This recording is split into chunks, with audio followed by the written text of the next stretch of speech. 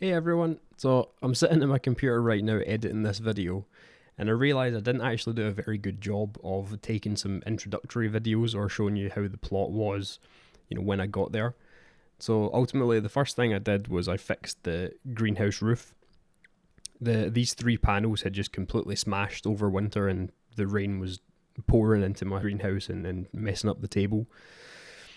So yeah, I finally got around to fixing that before I jumped into the greenhouse and just started doing some digging and some weeding, and that's where I basically started taking these videos. So this is me actually at the plot now. So just a little quick video on just how much of a difference like soil conditioning makes with compost. So I'm in the greenhouse, I'm just weeding the greenhouse, and this area last year obviously I planted things in and I had dug it up and mixed in compost. So you can see just how loose this stuff is, right? Because I've just dug this a second ago, right? But this little patch here, I haven't dug that yet, but you can obviously see just how loose it is and how easy it is for the roots to grow in it, right? And that is in comparison to this little patch here that I haven't dug at all. I didn't put any compost in. Like, I'm hitting that as hard as I can. It's just barely going in deep at all. It's coming out in clumps. It's absolutely horrible. Whereas this stuff, you can get right in there. It's nice and friable, it's nice and soft, and it's good for plants to grow. So these are my chili plants that I left in here over winter. So obviously you can see, the top leaves have died and they're all crackly. Some of the chilies that were still on it have just shriveled up. But the stem itself is actually nice and green. So I'm going to leave these guys, and all I'm going to do today is, dig around the bottom of them, make the soil all nice and loose, and then give them a proper good water, because as much as I've left them over winter, they've also been in the greenhouse over winter, and it doesn't rain in here. So they haven't had any water for like, I don't know, 2 months maybe, 3 months. So I'm surprised they're still green at all. And yeah, we'll water them and see what they do. So I read about this technique a little while ago, where you make a circular mound of soil around each of your plants, and the idea behind this is that when you water them, the mound of soil keeps all of the water exactly at the base of the plant, and it only soaks into the ground where the roots are, instead of, say, pouring your water onto just like a flat surface and it starts running off onto other plants. So I thought I would give these mounds a little go just to see how they do. I like them so far. It does leave a nice puddle of water under one specific plant. So this is an area that I'm not using just this very second. So I had some potatoes that were well overgrown, like they were as tall as the cupboards, trying to get to the tiny little bit of light that was coming in from the cupboard door. That's what the purple kind of strings are. That's the actual roots of the plant itself. So I figured I would just plant a couple of them in the greenhouse for now and just see what happens. Like, I'm not going to leave them all summer or anything like that. I need this space for other things. And yeah, just see what they do. I found quite a few of these little guys. They were bright green, and I felt kind of bad because the only thing that I could think about was they're probably good for fishing, and stick them on a hook and they'd be seen really easily in the water. But anyway, obviously I left them. I'm hoping they'll turn into nice little butterflies or something. Even on a relatively cool day like today, it's seriously surprising how hot this greenhouse gets. Like, no wonder some of my plants were just absolutely getting fried in the sun last year. So I'll take some more care of this year, maybe put up some shade netting and things like that, so it's not too hot and it doesn't get like direct sunlight, like burning it with a magnifying glass. So we'll see. I'm just getting everything ready. Still need to come up with a plan. So I never truly realised just kind of how prolific strawberry plants actually are. Like, they would take over a massive area if you let them. So I started this with 9 plants, 1, 2, 3, 4, 5, 6, and then 7, 8, 9, right? From the runners, I put 1, 2, 3, 4 in a pot. So, I've got little strawberry plants ready to go. I can put them where I want, I can give them to people. But on top of those 13 that I've already got, there's another 1, 2, 3, 4, 5, 6. There's 19 plants in here in total, and I only started with 9 last year. That is crazy. And it's also amazing just how many weeds actually grow in here, because it's, you know, it's a raised planter, it's up off the ground. But there's thistles, there was sticky willy, there was grass even. You know, I had just grass growing in my planter. Mental. So here is the plan for the tree and the chainsaw. Basically, right down there, right down there, this entire branch is going to come off. This big one here, which is kind of hanging over the walkway, that's going to come off. So I cut that here. I cut again this big one here because that's going all the way over into the neighbour's plot. Cut that here. I'll keep these little ones because you can see they're still healthy and growing buds on them. So I figured I wanted to keep some leaves on the tree, and this keeps it all kind of in line. So these will stay, and this branch going this way will stay, but this one here will come off. So I'll get the chainsaw warmed up, and yeah, let's get this thing cut and see how it does next year. In case anybody's wondering, it doesn't produce any fruit. So I've had the plot 2 years now. The first year it didn't do anything, so I cut it all back. I did a really good pruning on it. Ended up with a massive pile of branches and logs from it. Still this year, or last year, sorry, it didn't really grow any fruit. And so I figured the best thing to do is probably just to cut it all back to almost nothing, let it grow back to a manageable size, because this thing's like, you know, I mean, if you call me 6 foot, just for argument's sake, that's probably 15 foot tall. So even if a good plum grows at the top, I'm not getting it. So yeah, cut it back to almost nothing. Cut it back to sort of head height almost. You know, like this branch is staying, these branches are staying. Cut it back so it's actually reachable and manageable. And fingers crossed that it actually gives us some fruit. Sometimes fruit trees just stop growing fruit, so maybe this tree is old enough that it's just done with fruit. So if I do cut this all back and I do end up, you know, damaging it and killing it potentially, you know, that's just life really, isn't it? I'll dig it up, I'll plant a new one, and hopefully the new one gives some fruit. So yeah, let's see what happens, get the chainsaw warmed up.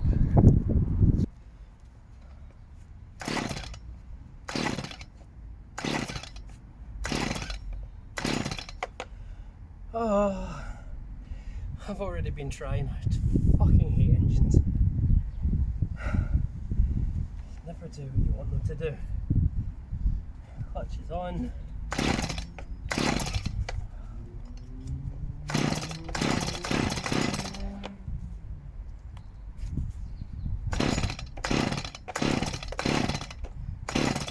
Oh. I had the same frigging problems with the lawnmower. I just I get it, having petrol and stuff is easier because you don't have to charge it. Like, I'm in the middle of nowhere, there's no frigging sockets. But I fucking hate engines, man. Oh, I'll try to get this thing going off camera again. I got the damn thing going.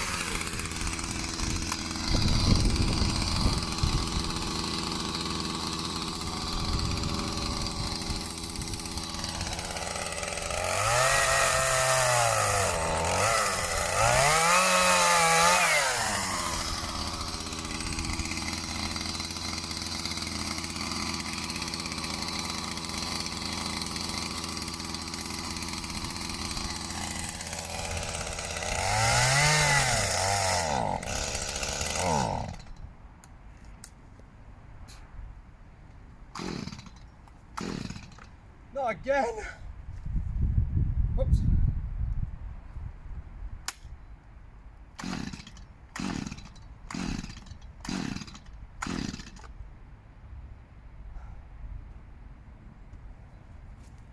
What's that? 3 branches, that's all I got.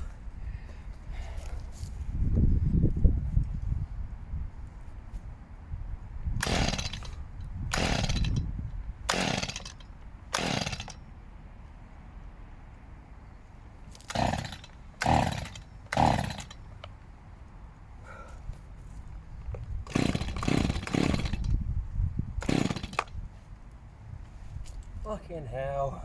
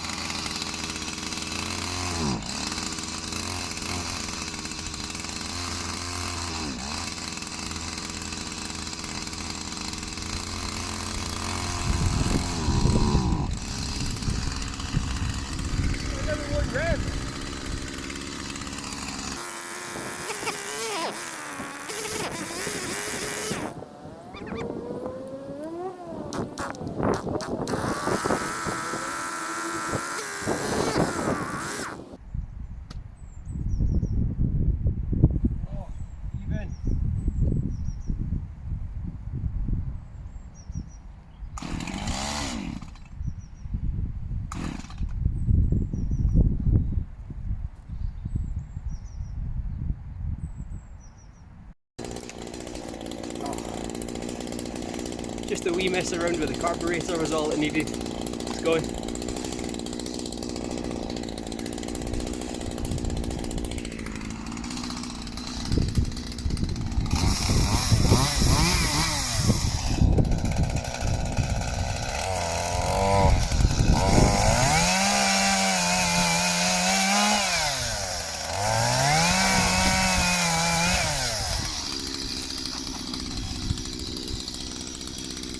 Go that way.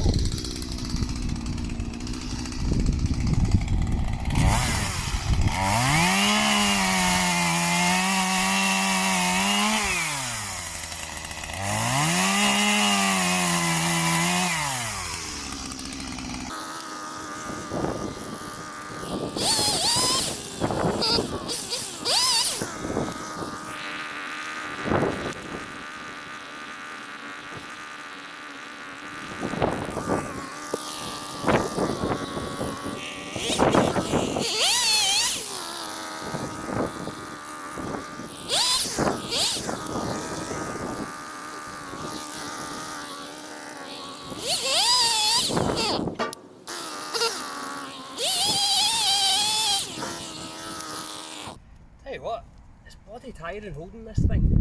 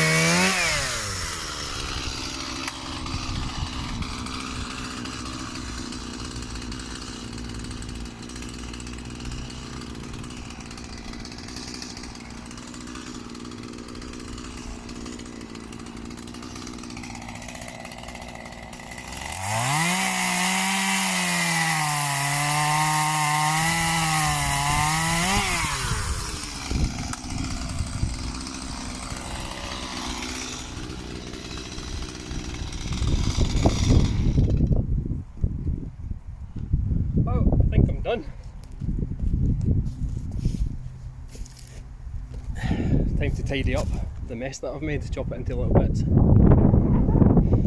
Firewood, eh? And we're done. A little bit longer than I thought, sorry, a little bit longer than I was hoping for, because obviously the chainsaw wouldn't start.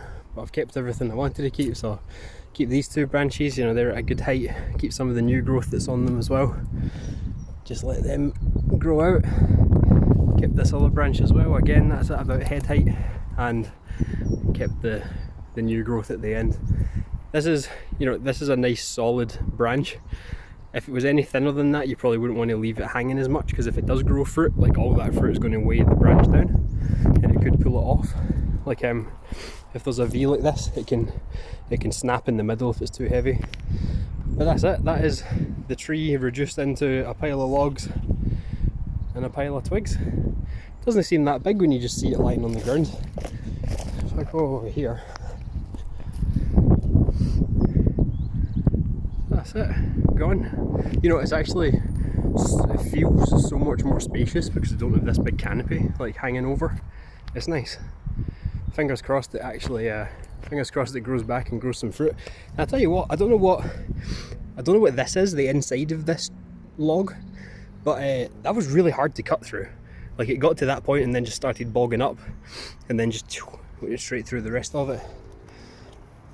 But yeah, all good. Well, as much as I was complaining earlier, I want a chainsaw.